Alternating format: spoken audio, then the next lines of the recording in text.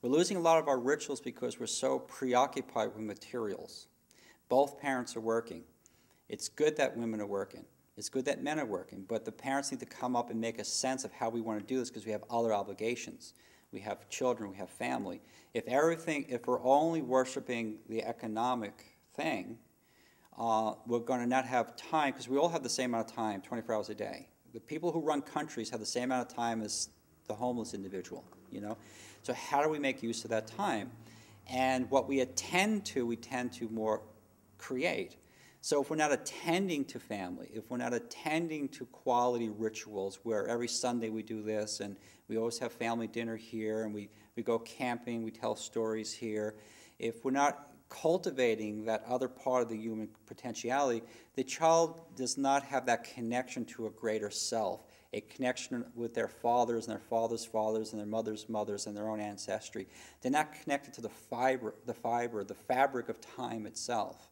They're just existing now in pleasure-seeking behavior.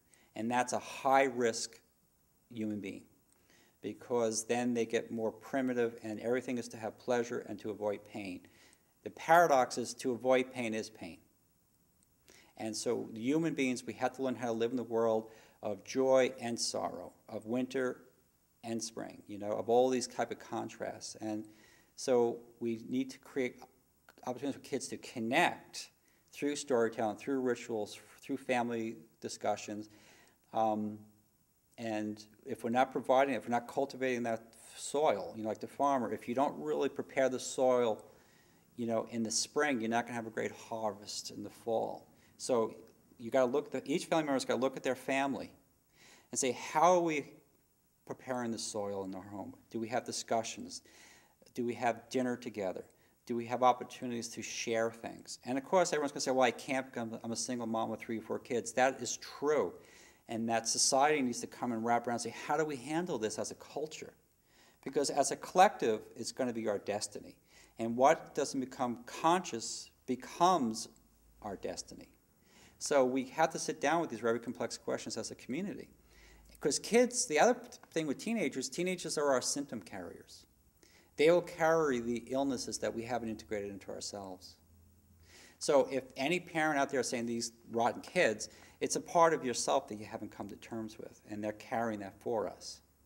And so the idea is to make sure if we're not attending to family, to community, if we're not really reaching out to our neighbor, and we isolate because everything's about Mercedes-Benz or what have you, then you're going to get a Mercedes-Benz world. And that world gives you a lot of pleasure, comfort. You're not going to starve probably, but you're going to miss something soulful, something connecting. And another problem is as more as we keep on disconnecting from our earth, which is our ground, we're more vulnerable to polluting. So kids see that. They realize on some deep conscious level that you adults really aren't taking care of me tomorrow. Because the news says in 10 years from now, we're going to have global warming that can't be reversed. Now, they're not running around protesting maybe, but they hear that message. And so what is love then? You know, is adults loving our children, making sure the planet is here for them to inherit? So Mother Earth itself is allowed to die in the service of pleasure. And then when the kid discovers drugs and alcohol, hey, it's all about pleasure.